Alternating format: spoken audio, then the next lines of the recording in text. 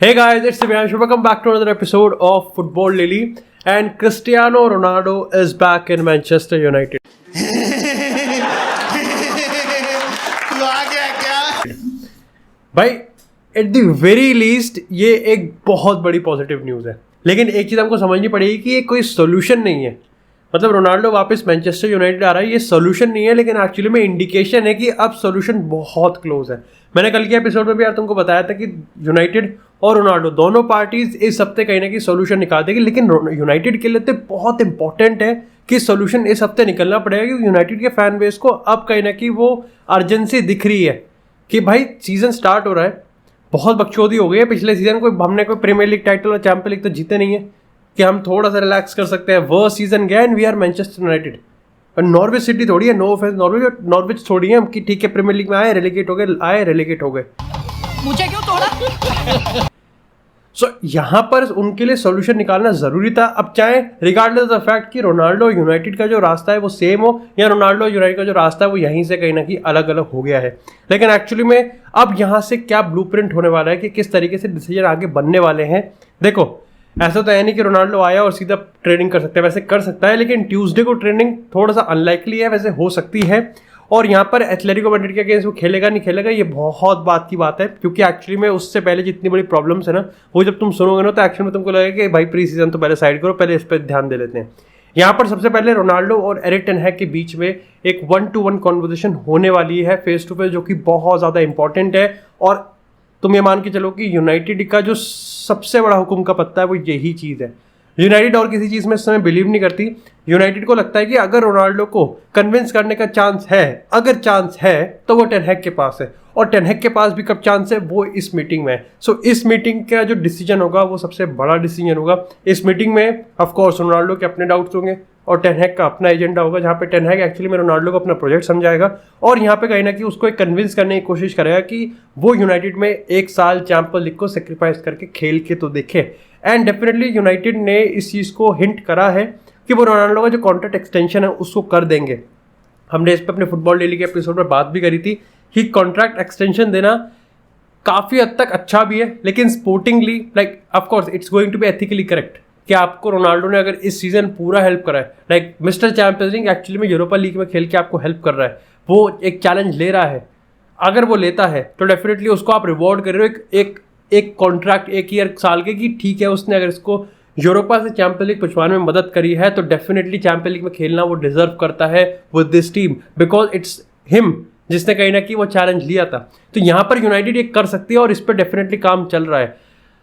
Fact of the matter is कि Ronaldo का जो स्टैंड है वो अभी भी चेंज नहीं हुआ है। रोनाल्डो मैनचेस्टर यूनाइटेड आया है, यस वहाँ पे फ्यूचर को लेके बात होगी, लेकिन रोनाल्डो का जो स्टैंड है वो यही है कि वो अभी भी किसी टॉप यूरोपियन क्लब्स में खेलना चाहता है जो कि इस समय चैंपियन लीग में हो। Atletico Madrid is the only genuine interest जो कि इस पॉइंट ऑफ टाइम पे रोनाल्डो के लिए अवेलेबल है। ना यहाँ पर बायर्न म्यूनिक है और ना ही यहाँ पर चेल्सी है। और जॉर्ज मेंडेस एक्चुअली में एथलेटिको मैड्रिड के क्लब में कुछ इंजीनियरिंग वाला काम कर रहा है कि ठीक है इसको निकाल देते हैं, एंटोनी ग्रिजमान को ट्रांसफर मार्केट पर डाल देते हैं, एल्वारो मोराटा को यूवेंटस में बेच देते हैं, और ऐसे में क्रिस्टियानो रोनाल्डो एथलेटिको मैड्रिड वो इस चीज़ को इंजीनियर करने की कोशिश कर रहा है। वैसे कल एक्चुअली में रिपोर्ट आई थी कि काफ़ी सारे जो इन्फ्लुएंशियल पीपल हैं रोनाल्डो के फैमिली में ही हम बात करें या फिर क्लोज सर्कल में बात करें, वो इसी चीज़ को कन्विंस करवा रहे हैं उसको कि तू मैनचेस्टर यूनाइटेड रुकेगा, ज़्यादा सेंस बनाएगा, you should actually stay at Manchester United. और यहाँ पर एक हेल्प हो सकती है।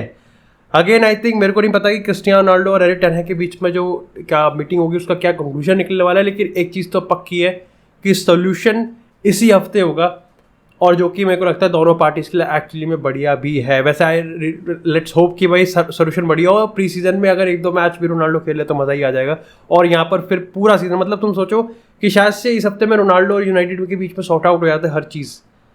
तो कहाँ हम ये सोच रहे थे कि यार एंथनी मार्शियल अगस्त में आएगा, ये बकचोदी हो जाएगी, और क्या एक्चुअली में प्रीमियर लीग सीजन से पहले ठीक है नुकसान हुआ है, लेकिन सब के सब इन ऑर्डर आ सकते हैं सिवाय एक डियोंग वाले मैटर को छोड़ के। लेकिन इसी के साथ यार बात करते हैं, खैर डियोंग की बात करिए तो बार्सिलोना की बात कर लेते हैं। आपने लेवेंडाउस्की लिया है, आप रफीनिया लिया है, आप कुंडे लिया है, आपने डेम्बेले को बाहर करके फिर अंदर लिया है, तो अब कुछ ज़्यादा बचा नहीं है। खैर बस अब एक पजल का पीस बचा है और वो है यहाँ पर बर्नार्डो सिल्वा। अब कल ना एक काफ़ी अंडररेटेड और एक्सक्लूसिव रिपोर्ट ये आई है कि बर्नार्डो सिल्वा और बार्सिलोना के बीच में जो कॉन्ट्रैक्ट, जो वर्बल एग्रीमेंट है ना, वो यहाँ पर एग्री हो चुका है। और यहाँ पर एक दौर मतलब वो होता है ना कि प्लेयर को कन्विंस करना, वो बार्सिलोना तुमको पता ही है माहिर तो है ही, बार्सिलोना रियल मैड्रिड माहिर तो होते ही है, और वो बार्सिलोना ने सबसे पहले निपटा दिया। मेरे को लगता है बार्सिलोना जब किसी प्लेयर को सोचती होगी ना तो उसको मना तो पहले ही लेती होगी। अब चाहे वो ट्रांसफर हो या ना हो, वो प्लेयर को पहले ही ड्रीम करवा देते कि तू बार्सिलोना में खेलेगा।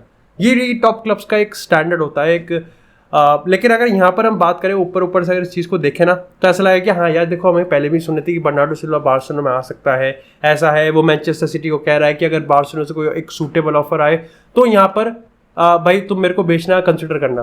लेकिन एक्चुअली में जब तुम उसकी माइन्यूट डिटेल्स में जाओगे ना, तो तुमको समझ में आया कि यार ये एक्चुअली में काफ़ी इंटरेस्टिंग है, और तुमको एक थोड़ा सा इंसाइट भी मिलेगा कि क्यों बार्सिलोना फ्रैंकी डियोंग को निकालने में तुली पड़ी है। वो सही है कि गलत है, वो एक्चुअली में कल के कमेंट सेक्शन में मैंने पढ़ा, एंड डेफिनेटली जो फैन बेस है वो काफ़ी ज़्यादा बटा हुआ भी है।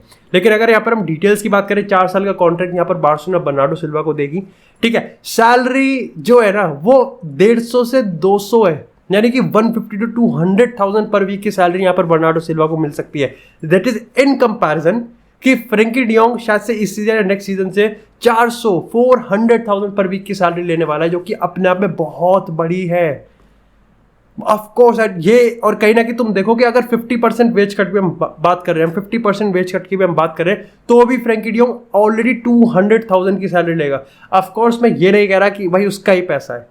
अब बार्सिलोना इस इकोनॉमिक कंडीशन में है तो वो उनके खुद के कर्मों की वजह से, बार्टोमेओ के कर्मों की वजह से है, लेकिन यहाँ पर डेफिनेटली बार्टोमेओ ने जो किया है उसका, ऑफ कोर्स डियोंग तो यही सोचेगा ना कि उसका मैं क्यों भुगतूं। अगर मेरी मान लो मेरी 1 मिलियन पर वीक की सैलरी है, तो सब कहेंगे कि भाई इतनी क्यों कमा रहा है, ये तो चुतिया है। लेकिन उसको फिर ये भी तो बताना पड़ेगा कि उसको पिछले 10 साल से कुछ मिला भी तो नहीं है। तो ये एक प्राइम एग्जांपल, लेकिन I am just telling you the reality कि इसलिए ये जो बर्नार्डो सिल्वा वाली पूरी डील है और फ्रैंकी डियोंग को बाहर करने वाली जो डील है ना, ये इतनी ज़्यादा मतलब अट्रैक्टिव लग रही है बार्सिलोना को। सही है या गलत है, ये डेफिनेटली सबके अपना अपना प्रेफरेंस है और सबके अपने अपने पर्सपेक्टिव पर बैठता है। लेकिन इसी के साथ बात करते हैं अपनी नेक्स्ट अपडेट की, जो कि आती है अगेन बार्सिलोना, और इस बार आते हैं उनके ही किंगडम के किंग लियोनेल मेसी से। अब अगर यहाँ पर कल की बात करें, देखो मेरे को लगता है कि हमने ज़ावी का पर्सपेक्टिव सुन लिया है, हमने लेपोर्टा का इंटरव्यू सुन लिया है, और कल तो खैर यहाँ पर हम बार्सा के जो प्रो मीडिया रिपोर्ट्स हैं उनकी बात करें तो स्पोर्ट की एक रिपोर्ट भी आई थी जहाँ पर उन्होंने ये क्लेम करा है कि लेपोर्टा ने ज़ावी को रिप्लाई कर दिया, या फिर लेपोर्टा ने डिसाइड कर दिया कि 2023 में लियोनेल मेसी वापस से बार्सिलोना आने वाला है। तो उसका डिसीजन सुन लिया हमने बार्सिलोना के फैन बेस का डिसीजन सुन लिया। वैसे है मतलब देयर इज अ चंक, कह सकते हैं कि एक हिस्सा है बार्सिलोना फैन बेस में जो ऐसा देख रहा है कि यार स्पोर्टिंग मतलब अच्छा लग रहा है, इमोशनल है, लेकिन स्पोर्टिंग क्या है इतना जस्टिफाइड है, लेकिन still majority of the fan base खुश होगा और होना भी चाहिए। ठीक है, तो मैं समझ पा रहा हूँ कि ठीक है भाई, क्योंकि मेरे को लगता है कि रोनाल्डो रियल मैड्रिड भी मेरे को ऐसे ही लगता है कि स्पोर्टिंग वाइज तो आप बाद में देखते हो, पहले आप इमोशनली ज़्यादा इसको फील करते हो। यहाँ पर हर चीज़ हमने सुन ली है। अब एक्चुअली में 2 ही पार्टी है जो कि एक्चुअली में अभी जिनके रिगार्डिंग न्यूज़ हमको नहीं मिली है और आने वाले टाइम में शायद से हमको मिल सकती है।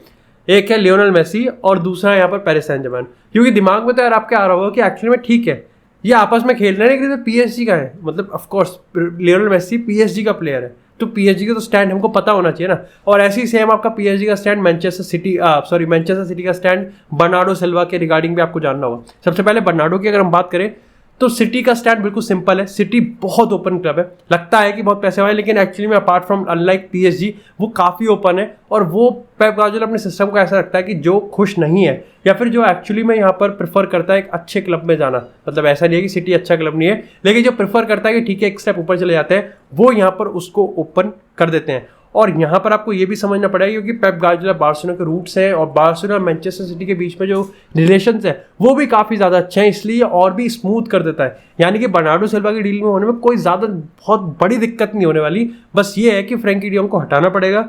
अभी इनको एफएफपी के रूल्स के हिसाब से रजिस्टर भी करने में बहुत प्रॉब्लम होने वाली है। डियोंग रहेगा तो रजिस्टर भी नहीं कर सकते, वो थर्ड इकोनॉमिक लेवल एक्टिवेट करेंगे नहीं करेंगे, दैट इज समथिंग कि जब वो हो जाएगा तो उसके बाद देखेंगे। अभी के लिए दे कैंट रजिस्टर इट। इसी के साथ वापस से अगर अपने पीएसजी वाले मुद्दे पे आए तो पीएसजी का स्टैंड बार्सिलोना फैंस के अगेंस्ट है, क्योंकि पीएसजी मैंने तुमको पहले भी बताया अपने डेली एपिसोड में, पीएसजी मेसी को रखना चाहती है और ऑलरेडी एक कॉन्ट्रैक्ट ऑफर टेबल पे है। उस टाइम मैंने तुमको बताया था कि वहाँ पर वर्ल्ड कप के बाद का है। यहाँ पर भी खैर यही क्लेम किया गया कि वर्ल्ड कप के बाद ही मेसी डिसीजन बनाएगा, या फिर जनवरी में भी हम कह सकते हैं कि जनवरी तक भी क्यों सीन ये बनेगा कि जनवरी के बाद ज़्यादा अच्छा क्लियर पिक्चर होगा कि PSG चैंपियंस लीग में किधर है, कितना स्ट्रॉन्ग दिख रही है, उनका डोमेस्टिक कैंपेन कैसा है और वर्ल्ड कप कैसा गया है और मेसी का जो अपना इंडिविजुअल सीजन है वो कैसा जा रहा है।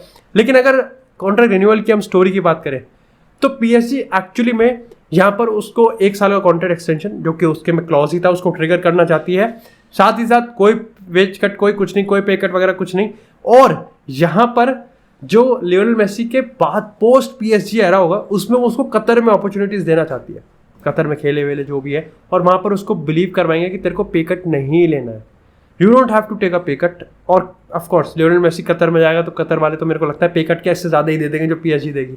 तो ये यहाँ पर उनका है एक ऐसी चीज़ जो कि शायद से इनडायरेक्टली PSG को हेल्प कर सकती है, वो है नेमार का कॉन्ट्रैक्ट खुद 2027 तक है और वो लिटरली चाहता है कि जितना हो सके वो उतना यहाँ पर लियोनेल मेसी के साथ खेले और इसी का मतलब फ़ायदा PSG उठा सकती है। हाँ, अपने आप में इसका काउंटर ये है कि खुद नेमार का ही फ्यूचर हवा में, ठीक है, इस सीज़न तो नेमार रुक रहा है, नेक्स्ट सीज़न हू नो किस तरीके से परफॉर्मेंस रहेगी, लेकिन नेमार इसमें एक बहुत बड़ा रोल प्ले कर सकता है मेसी को कन्विंस करने में कि वो अपना 1 साल PSG में ही रहे।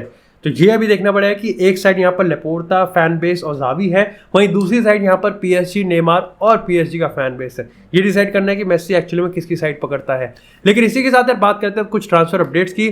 सबसे पहले यहाँ पर बात करते हैं नॉर्डी मुकिएले, भाई PSG के साथ यहाँ पर कॉन्ट्रैक्ट एग्रीमेंट हो चुका है। सही बताऊँ PSG के जो ट्रांसफर बिजनेस है वो काफ़ी ज़्यादा सेंसिबल भी लग रहे हैं। इसी के साथ अगर बात करें यहाँ पर डम्फ्रीज की, तो भाई डम्फ्रीज इंटरनेशनल वाले अगर हम बात करें तो डम्फ्रीज एक्चुअली में 40-50 मिलियन के आसपास का पड़ेगा, लेकिन यहाँ पर यूनाइटेड सीरियसली इंटरेस्टेड तो है, लेकिन उसके लिए हमको सबसे पहले एरन वन-बिसाका को निकालना पड़ेगा, which is kind of something. अभी मेरे को लगता है कि ठीक है क्रिस्टल पैलेस भी है, लेकिन निकालना यहाँ पर उसको पहले पड़ेगा। साथ ही अगर कुछ अपडेट की बात करें तो क्रिश्चियन एरिक्सन इस ट्यूसडे को, मतलब आज की दिन ही यहाँ पर शायद टीम के साथ ट्रेन करने वाला है और यहाँ पर होपफुली लिसांड्रो मार्टिनेज भी बहुत जल्दी टीम को यहाँ पर ज्वाइन करेगा।